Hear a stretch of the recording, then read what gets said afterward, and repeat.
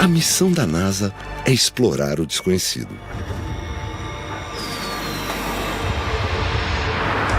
À procura de respostas, ela lança seus cientistas ao espaço e suas aeronaves além da fronteira do sistema solar.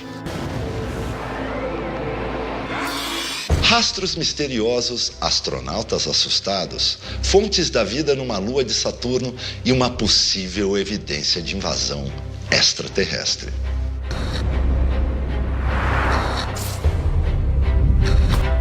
As missões da NASA descobriram anomalias perturbadoras, que continuam causando perplexidade às maiores mentes do mundo científico. Estes são os segredos da NASA.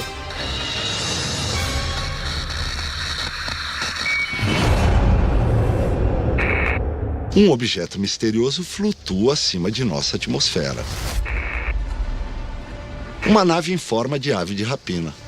É um avião invisível a radares de um projeto de defesa secreto? O objeto voador conhecido como Cavaleiro Negro é real? Ou será que a história é ainda mais sinistra? Existe um mundo negro no espaço, com coisas que não podemos explicar.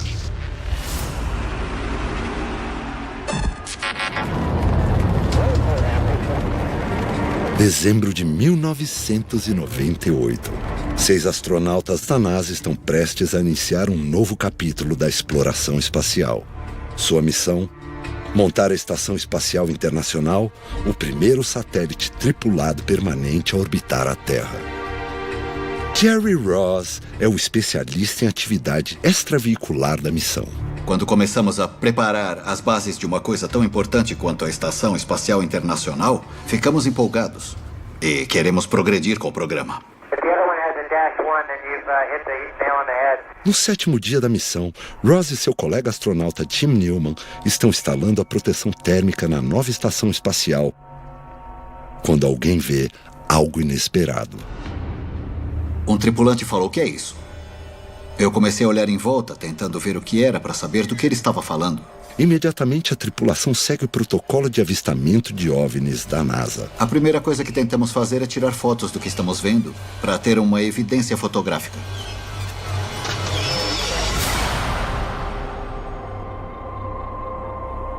Na Terra, as imagens criam uma comoção instantânea na comunidade de ufologia, que enxerga uma ligação com o objeto misterioso dos anos 50, conhecido como Black Knight, o Cavaleiro Negro. Algumas pessoas acreditam que ele tem origem extraterrestre. Outras, que ele vem de perto. O Cavaleiro Negro data dos primeiros anos da era espacial, ou até de antes. As pessoas começaram a olhar o céu procurando satélites, só que secretos. Os chamados satélites negros eram sinais inexplicáveis que apareciam misteriosamente nos radares. E, às vezes, formas negras nefastas que eram avistadas planando no céu. Na época, os soviéticos acusaram os americanos de espionagem espacial, enquanto os Estados Unidos suspeitavam da mesma coisa. O Cavaleiro Negro é só uma entre várias coisas que nós não conseguimos explicar. As pessoas não entendem que só porque é nosso não significa que vamos sair falando para todo mundo. Mas Jerry Ross não aceita a teoria do satélite negro. Ele acredita em uma explicação mais simples. O Jim tinha que instalar uma manta térmica do lado de fora da estação para protegê-la da perda de calor. Eu estava adiantado na minha tarefa, então o Jim me ofereceu a manta térmica e me deixou instalar. Quando falaram: "O que é aquilo flutuando?", eu olhei e vi essa manta. Olhei para o cabo onde ela deveria estar e não estava lá.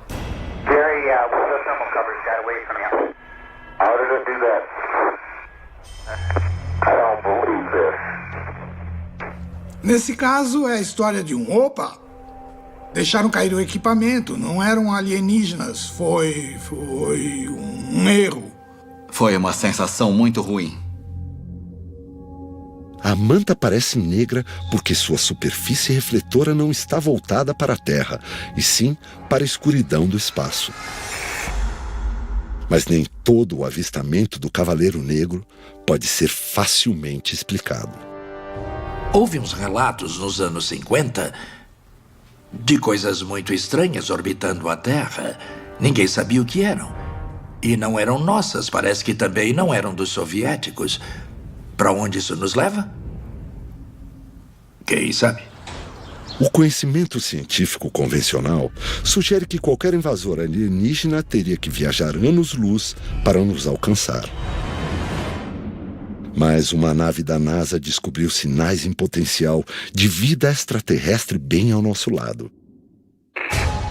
Uma sonda da NASA detecta uma fonte de energia misteriosa em uma das luas mortas de Saturno e a busca por vida dá um passo inesperado. Encélado é a minha primeira escolha de onde nós podemos achar vida. A gente achava que Encélado estava morta. Ficamos chocados. Quando vemos um quebra-cabeça assim, queremos resolver. É espetacular. Não tem nada igual no sistema solar. Nada que a gente já tenha visto.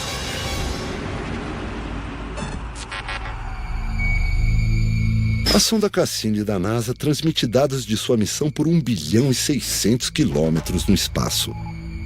Quando ela passa a 1.130 quilômetros acima de Encélado, uma lua de Saturno, a investigadora do projeto, Michelle Daugert, não acredita no que vê. Eu olhei para os dados, vi alterações grandes e pensei, que estranho. Eu não entendi o que estava acontecendo. O que isso pode nos dizer? Eu respirei fundo, liguei para o projeto Cassini e falei, achamos que estamos vendo uma atmosfera em Encélado. Encélado está viva. Arriscando sua reputação, Michelle convence a NASA a interromper a missão, virar a sonda e aproximá-la ainda mais de Encélado.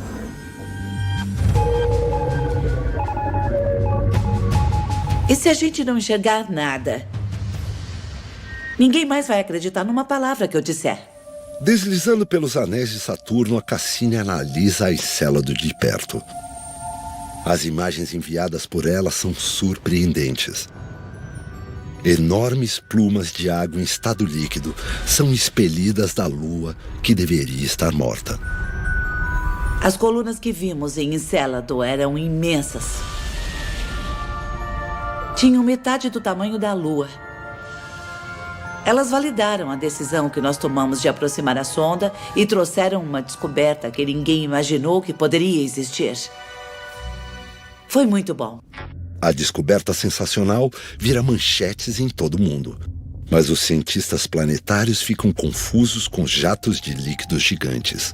Devia estar tudo congelado. Mas tinha água líquida a meio grau Celsius e mais quente saindo daquela coisa e indo para o espaço. Alguma coisa ou alguém está aquecendo a Lua que deveria ter congelado até a morte milhões de anos atrás. A gente esperava que a superfície de Encélado tivesse um pouco de calor por causa da radiação solar que incidia. Mas daria para manter 20 usinas de energia a carvão com o calor que encontramos. E foi uma grande surpresa. O que dá energia para Encélado? Uma teoria é de que a misteriosa energia emana da imensa força gravitacional de Saturno. Encélado não é igual à nossa Lua. Ela tem um núcleo rochoso, mas também tem um oceano de água debaixo de um manto de gelo fino. Como Encélado orbita Saturno, a gravidade enorme de Saturno espreme ela, fornecendo muita energia para uma esfera pequena de 480 quilômetros de diâmetro. E isso ajuda a expulsar a água gelada pelas fissuras em alta velocidade. A Cassini sobrevoou uma coluna de líquido expelida por um geyser da Lua gelada. Sua descoberta transformou Encélado de uma terra infértil congelada em um lugar promissor para a vida extraterrestre. O interessante é que, saindo desses geysers, também vimos hidrocarbonetos que são os blocos de construção da vida. Encélado é a minha primeira escolha de onde nós podemos achar vida. Achando água líquida, podemos começar a conversar sobre a possibilidade de encontrar vida alienígena debaixo da superfície de Encélado. Se alguém sugerisse isso antes de a missão ir para lá, teria sido trancado numa salinha. O próximo passo é a busca direta pela vida. Queremos voltar até as colunas com instrumentos mais sofisticados. E eu acho que até pegar uma amostra e trazer para a Terra.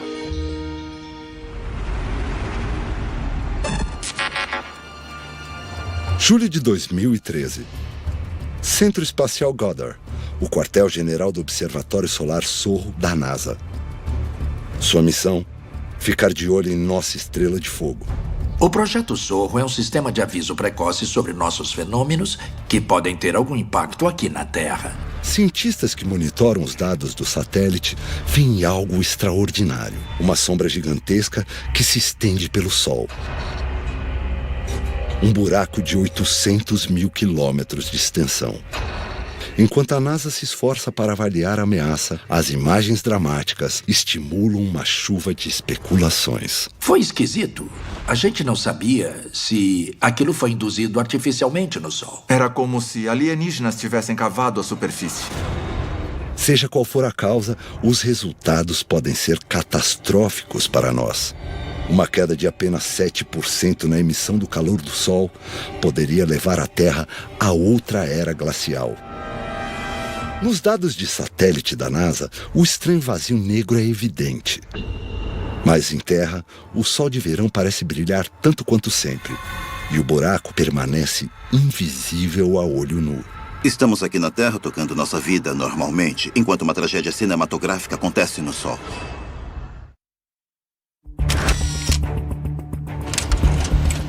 Em um esforço para explicar um buraco no Sol, cientistas recorrem a um satélite, que capta imagens de gases superquentes na atmosfera solar. Suas câmeras de alta tecnologia veem coisas que os humanos não enxergam. Coisas visíveis apenas no espectro ultravioleta. De repente, o buraco parece diferente. O que parece ser uma área com um espaço escuro vazio, na verdade está cheia de gases que são muito mais frios do que aqueles que podemos ver na área em volta. A sombra gigante realmente é um trecho frio na atmosfera do Sol. Quando falamos de trecho frio, não estamos falando do Alasca. Ainda tem muitos milhões de graus. Cientistas solares chamam estas áreas mais frias de buracos coronais. Buracos coronais são lugares em que o material pode escapar e sair para o meio interplanetário. Para o horror dos cientistas, este buraco coronal pode estar em uma posição perfeita para bombardear a Terra com partículas solares. Esse buraco coronal gigante começa a cuspir partículas carregadas pelo espaço. Mas como a Terra está no caminho, podemos ter uma tempestade solar. Uma tempestade solar pode atingir satélites. Os eletrônicos não funcionariam direito. E houve uma ocasião em que isso aconteceu. É real, não é uma preocupação imaginária. Se a Terra for atingida, vai ser um grande problema. Viajando a mais de 2.400.000 quilômetros por hora, o raio de sol mortal levará 58 horas para chegar à Terra. Quando atingi-la, o primeiro sinal deve ser um show de luzes espetacular na aurora boreal, enquanto a esfera magnética do planeta luta para nos proteger, absorvendo a energia das partículas bombardeadoras. Em 20 de julho de 2013, 2 dias e meio depois de os cientistas terem localizado o buraco, o céu do Ártico explode em cores brilhantes. Seria o primeiro ato de um desastre global? A incrível exibição dura 2 dias e então desaparece. Para alívio dos cientistas, não foi nada mais do que um belo show de luzes. A Terra escapou por pouco. Da próxima vez, podemos não ter tanta sorte. O Sol pode mudar de humor rápido e pode virar um inimigo em potencial. Por mais estranho que seja, não sabemos muita coisa sobre aquela bolona laranja lá em cima. O conhecimento humano sobre a física nos conforta quando enfrentamos o desconhecido. Mas no espaço profundo, algo parece estar jogando com regras diferentes.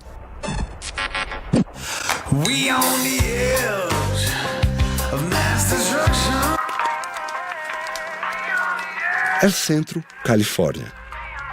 O astrônomo amador Bill Young faz parte de um seleto grupo de observadores de estrelas com uma missão muito importante. Bill Young é um astrônomo que mora no Arizona e assumiu a missão de observar objetos próximos da Terra que podem ser um risco para nós. Em setembro de 2002, Young localiza um objeto brilhante orbitando a Terra, o que o deixa alarmado. Esse objeto ficou bem aparente como uma coisa incomum. Primeiro, por causa do seu movimento. Ele estava se movendo muito rápido e numa velocidade muito parecida com a velocidade da Terra. Era muito grande para ser uma ferramenta derrubada por um astronauta e muito grande para ser um satélite. Então, o que era? O objeto misterioso tem mais de 18 metros de diâmetro e está próximo da Terra. Imediatamente, Young relata o que vê às autoridades. A primeira conclusão foi: é um asteroide. A NASA leva muito a sério a ameaça de um impacto de asteroide.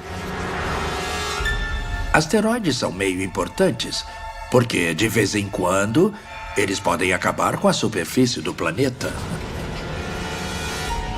Os asteroides viajam a quase 50 quilômetros por segundo. É uma velocidade incrível. E quando um objeto tem massa, é muita energia cinética. Provavelmente foi o que matou os dinossauros.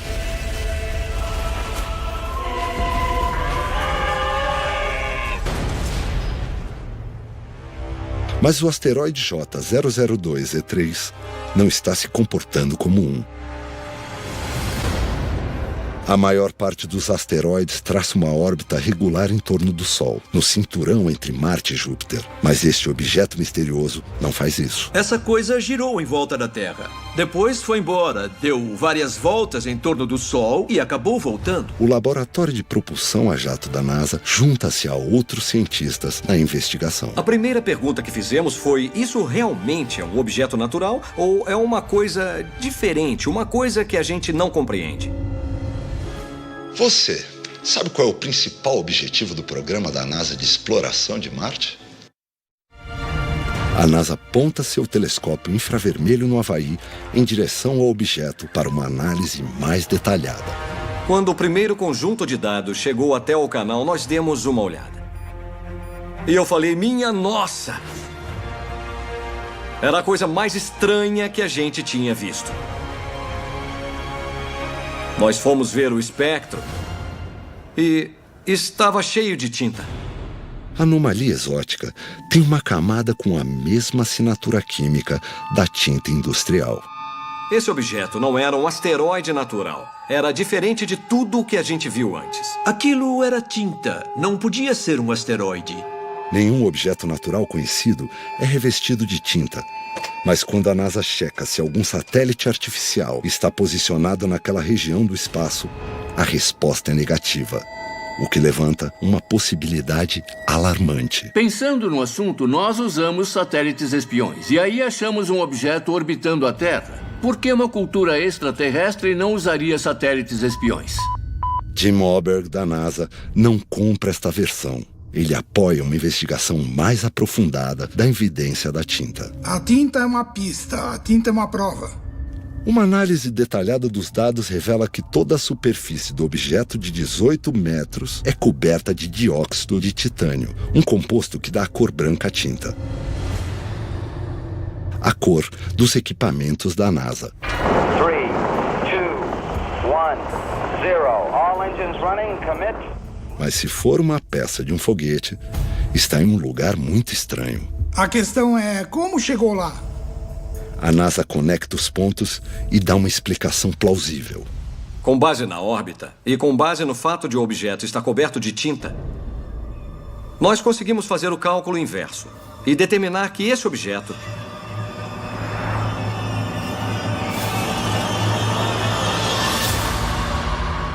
é o terceiro estágio do foguete Saturno V, que levou os astronautas Conrad, Bean e Gordon para a Lua, na Apollo 12.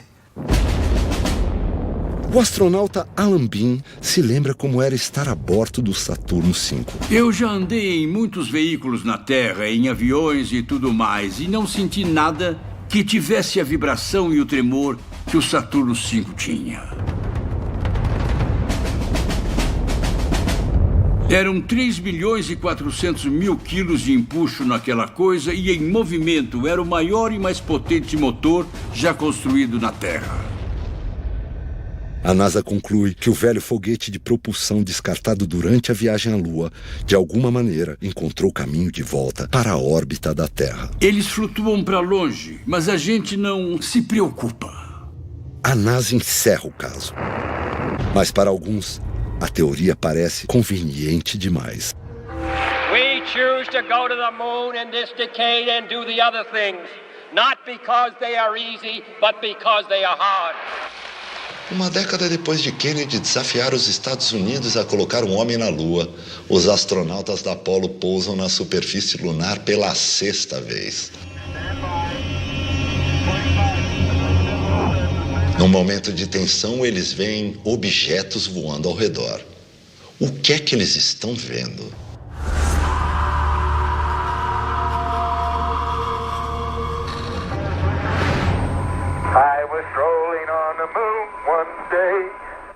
O capitão Eugene Cernan e o geólogo Harrison Jack Schmitt se preparam para se dirigir até um vale nunca explorado anteriormente, vasculhando a superfície da Lua em busca de segredos geológicos. Os astronautas sabem que suas vidas dependem da frágil sonda lunar. Uma das coisas que eles precisam ter em mente é que não podem se distanciar muito do módulo lunar. Eles sempre precisam conseguir andar de volta, se tiverem uma emergência. Quase imediatamente, um paralama se solta de uma das rodas traseiras da sonda. Se eles não conseguirem consertar, a poeira lunar que voa da roda traseira pode facilmente arranhar o visor de seus capacetes ou desgastar a vedação de seus trajes. Dá para imaginar, os sentidos ficam muito aguçados nesse tipo de situação. E isso deixa eles pensando no que virá em seguida.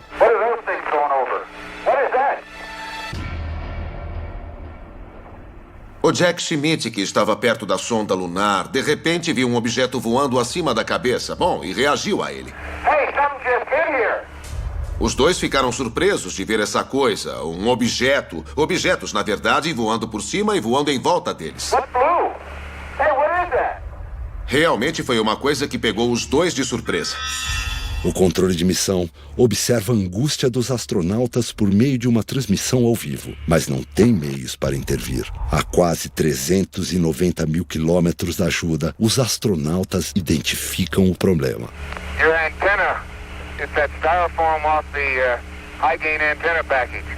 Uma análise do incidente feita pelo astrônomo Mark D'Antonio parece confirmar o palpite de Cernan e Schmitt. A antena da sonda lunar tinha isopor em volta, como material de vedação. Uma das características do isopor é que ele é cheio de ar. Quando ele vai para o espaço e fica exposto na superfície lunar, tem uma expansão rápida das bolsas de ar do interior. E o que acontece? Ele explode. E na Lua, onde não tem atmosfera, essa força explosiva pode ter lançado o isopor do alto da antena da sonda por centenas de metros. E deve ter sido bem assustador sentir uma coisa batendo em você no vácuo do espaço desse jeito. Is that what you thought it was? Huh? I thought you were kidding. No, I've never seen that before. A NASA encerra o caso, mas algumas pessoas não são convencidas pela versão oficial. Devido ao fato de que todo astronauta é treinado para todo tipo de exigência, eles sabem o que estão fazendo. Por que os astronautas da Apollo 17 ficaram tão abalados com os objetos voando no alto, se era apenas isopor da antena? Essa é a parte inexplicável da missão para mim. A tripulação deixa a Lua 2 dias depois do incidente. A humanidade nunca mais voltou ao local. Não faz sentido. A Apollo 18 e a 19 foram construídas. Elas foram pagas e não decolaram. Não foram lançadas. E eu não sei por quê. O principal objetivo do programa da NASA de exploração de Marte é procurar sinais de vida, sejam do passado ou atuais.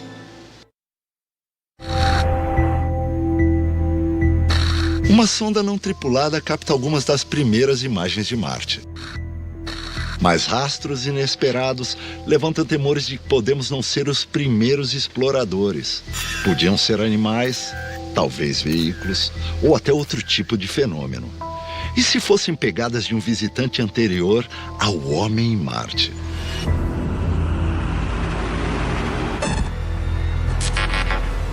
Novembro de 1971.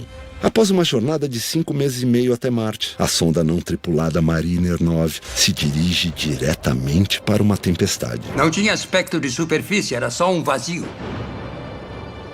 A tempestade de poeira dura 2 meses. E só então, a Mariner 9 começa a enviar imagens da superfície de Marte para a Terra.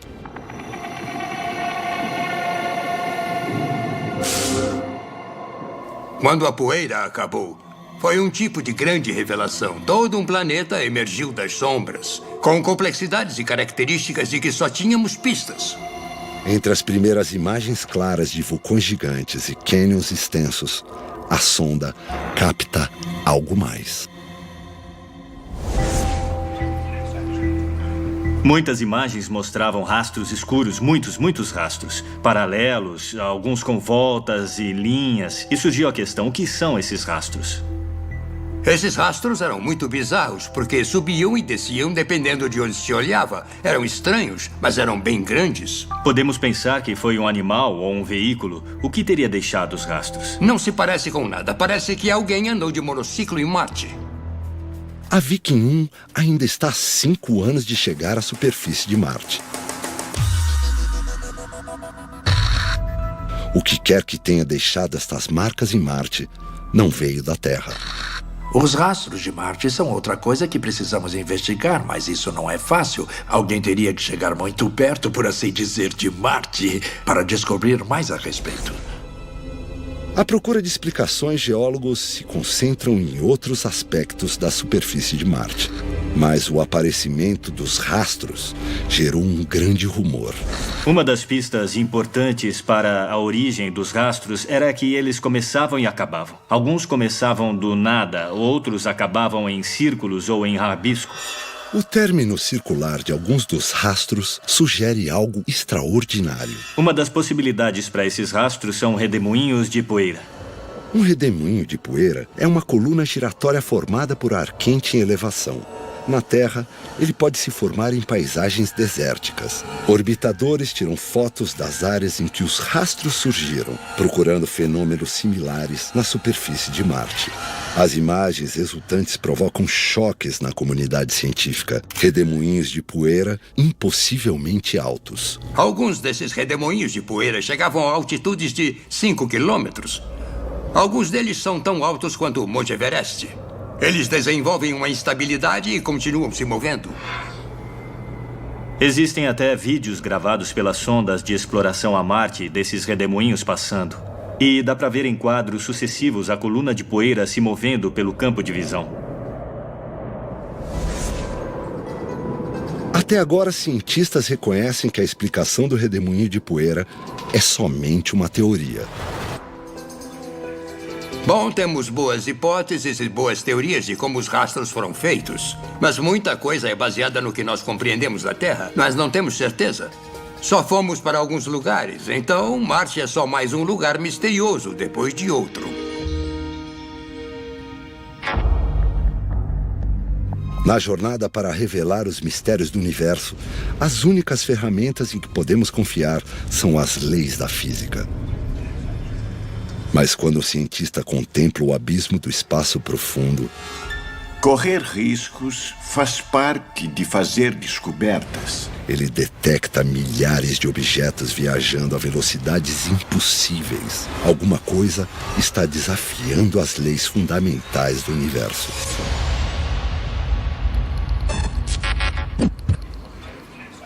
Dezembro de 1995. Telescópio Hubble. O professor Bob Williams aponta o mais caro telescópio já construído para um trecho vazio do céu, somente para ver o que encontra. Não havia estrelas brilhantes, não havia fontes de radiação, fontes de raio-x. Eu só tentei pegar uma área aleatória do céu que a gente não conhecia. As primeiras imagens do Hubble foram totalmente normais. Elas pareciam mostrar galáxias. Até a gente entender tudo aquilo, não ficou aparente que eram 2.500 galáxias e a maioria estava desbotada. E estas galáxias estão se movendo muito rapidamente. Elas pareciam estar se distanciando de nós mais rápido que a velocidade da luz. Mas nada viaja mais rápido que a luz. Não é possível que objetos físicos ou informações trafeguem mais rápido que a luz. A velocidade da luz é o limite de velocidade definitivo. Tudo na natureza é baseado neste simples fato. Se algo viola esta velocidade constante, as leis da física são rompidas. De alguma maneira, algo estava violando uma das leis mais fundamentais do universo. Existe a possibilidade de que as teorias e a física que conhecemos podem estar erradas. Einstein estava certo ou pode estar ligeiramente errado? Ou existe um jeito de bater o Einstein distorcendo o espaço? E se os objetos vistos por Bob Williams não fossem galáxias? E se fossem artefatos correndo pelo espaço interestelar? Se uma nave fosse capaz de distorcer o espaço usando uma dobra espacial, poderia atravessar o cosmos em horas, e não em bilhões de anos. Isso encolheria o espaço na frente da nave e dilataria atrás. Aí ia parecer que a nave espacial ia pegar uma onda em direção à estrela de destino mais rápido que a luz. A assinatura de uma dobra espacial poderia ter um visual muito similar à luz emitida por uma galáxia que parece se mover mais rápido que a velocidade da luz. Mas a tecnologia da dobra está muito além das atuais capacidades da humanidade. Provavelmente existem várias outras civilizações que já descobriram isso e pode ter, sei lá, todo tipo de comércio interestelar rolando entre as civilizações que sabem disso. Mas a ideia de dobras espaciais é incrível demais para Bob Williams. Alguém pode falar sobre os objetos desbotados. Na verdade, estamos vendo bruxas viajando com vassouras. Eu não posso contestar isso, então tá. Você escolheu não acreditar que são galáxias? Ótimo! Me mostre uma prova. Se realmente forem galáxias, a explicação para sua velocidade extraordinária pode ser ainda mais estranha do que a da dobra espacial. O espaço está se curvando. Einstein mostrou com a relatividade geral que o espaço tem um tecido. Ele se estica, se dobra, se deforma, ele se comprime. De acordo com a teoria de Einstein, qualquer coisa observada de um objeto em movimento parece estar viajando mais rápido do que na verdade está. Como quando o trem que estamos deixa a estação e a plataforma parece estar se movendo em vez do trem. Além disso, o próprio espaço-tempo está se expandindo. Então, quando os trens se distanciam uns dos outros em velocidade, os trilhos em que estão se alongam entre eles. Os pontos se distanciariam sem ter que viajar para algum lugar. Então ia parecer que a distância está aumentando em uma taxa muito elevada e não existe nenhum limite para a velocidade em que se pode esticar o espaço-tempo. Se isso for verdade, então estas galáxias apenas parecem desafiar as leis da física, já que o espaço entre elas está em expansão. Mas isso explica parcialmente a incrível velocidade de algumas destas galáxias.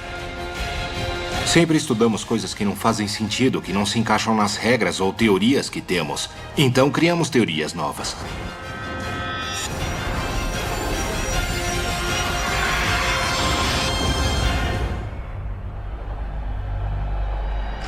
Na órbita da Terra, as câmeras a bordo do ônibus espacial Discovery captam algo fora do comum.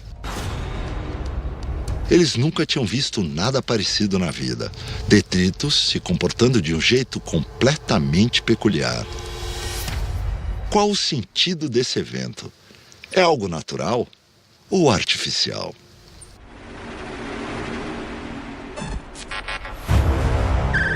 Dois anos e meio depois que o ônibus espacial Columbia se desintegrou na reentrada, a NASA manda o Discovery à órbita.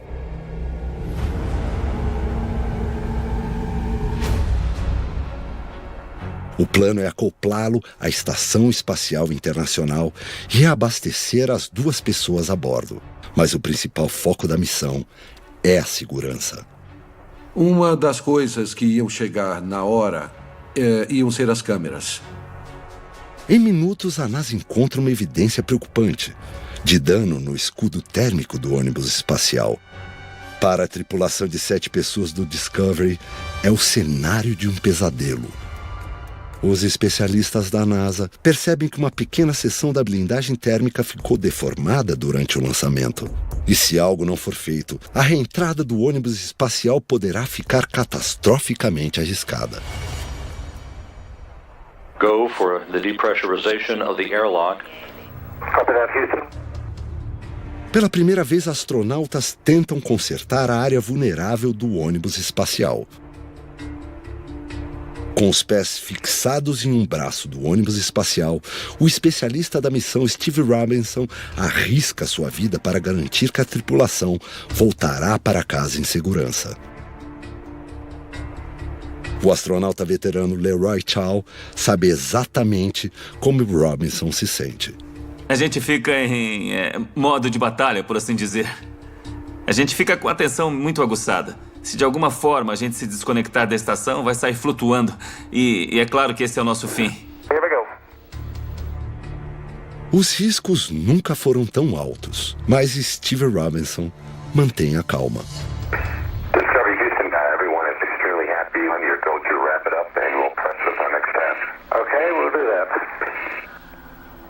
O concerto de Robinson parece ter sido um sucesso. Mas quando o ônibus espacial se prepara para a reentrada, uma de suas câmeras capta um objeto estranho passando pela área. E o mundo começa a questionar a segurança dos astronautas. O que eles viram foi descrito como um bumerangue, um objeto que se dirigia em uma direção, mudava a direção e se distanciava. A mudança de curso do bumerangue parece proposital. Alguns observadores especulam que o ônibus espacial está sendo perseguido. O que está acontecendo? Normalmente, um objeto não mudaria de direção, a não ser que estivesse sob controle inteligente. Apesar de a NASA não ter divulgado uma explicação oficial, uma investigação científica à parte conclui que o bumerangue é detrito espacial e que sua trajetória é influenciada pelo arrasto da atmosfera da Terra. Mas nem todos concordam. Detritos se comportando de um jeito peculiar que não faz nenhum sentido. Quando paramos para pensar a respeito, se for um veículo de controle inteligente, esta é uma história muito boa. Uma história tão boa que a gravação do bumerangue se transforma em um fenômeno das mídias sociais. Mais de 100 mil pessoas assistiram ao seu zigue-zague pelo espaço. Se um dia o bumerangue voltar, o mundo estará esperando.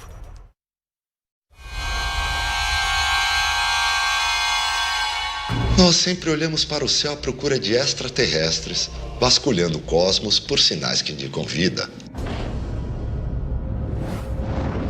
Mas agora uma ideia radical está infectando a comunidade científica. A nossa concepção original da vida é de que ela deve ter começado aqui, na Terra. Mas não sabemos se esse é o caso. E se nós não formos uma forma de vida da Terra? E se formos invasores de outro mundo? E se nós somos os extraterrestres?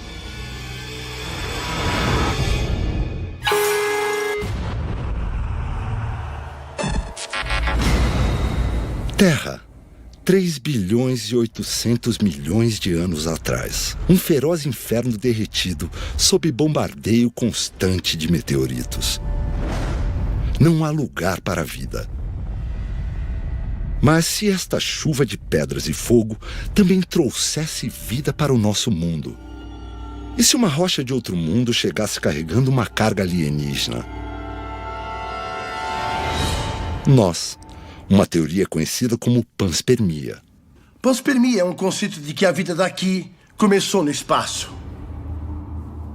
Que um planeta com um ecossistema ativo pode sofrer um impacto. E que esse impacto pode espalhar material biológico pelo espaço. Algumas formas de vida são suficientemente robustas para sobreviver a esse impacto. E então serem levadas para outro planeta.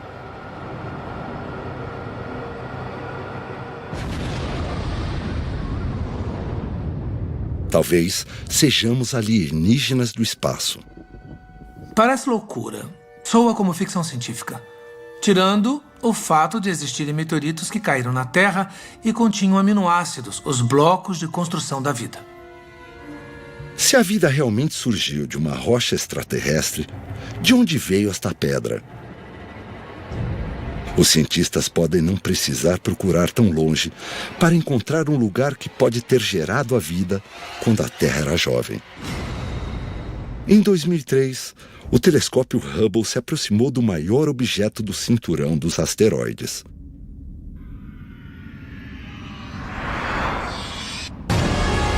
Ceres, um mini planeta entre as rochas e detritos. Ceres é o maior asteroide. O Hubble tem estudado ele há vários anos, tentando entender sua composição, tentando entender como era o sistema solar durante seus primeiros anos. Mas Ceres é mais do que um monte de rochas de asteroides. O que é muito empolgante sobre Ceres é que ele é esférico e o fato de ele parecer ser coberto de gelo. Mas os dados também revelam que Ceres é mais quente do que o esperado. A temperatura da superfície de Ceres, na verdade, é até morna. Tem cerca de menos de 30 graus Celsius. É uma temperatura em que podemos ter um ambiente que poderia ser propício para algumas formas de vida. Então, enquanto a Terra estava queimando 3 bilhões e 800 milhões de anos atrás, Ceres poderia ser um refúgio seguro para a vida. Isso não explica como a vida chegou à Terra. Mas um ponto gigante branco na superfície de Ceres oferece uma pista. O ponto é tão grande quanto o estado americano de Indiana. Astrônomos suspeitam que, na verdade, um pedaço gigantesco de Ceres foi arrancado com o resultado de um impacto cataclísmico 4 bilhões de anos atrás.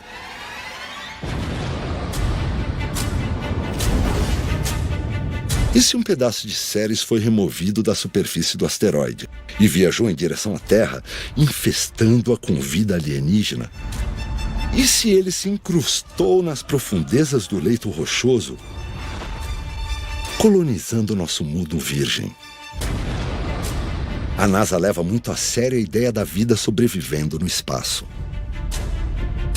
Em 1984, a agência lançou 12 milhões e 500 mil sementes em órbita. As sementes passaram 6 anos no espaço, a bordo de um dispositivo de exposição de longa duração, antes de serem trazidas de volta à Terra. Eles trouxeram elas de volta, distribuíram por todos os Estados Unidos e plantaram as sementes para ver se elas germinavam, e elas germinaram. Se uma semente terráquea é capaz de sobreviver a uma jornada pelo espaço, as sementes da vida também seriam capazes bilhões de anos atrás. Nós não sabemos bem onde a vida começou nem como. O universo poderia estar cheio de sementes da vida. E um planeta como a Terra pegou essas sementes no espaço. Até o próximo Segredos da NASA.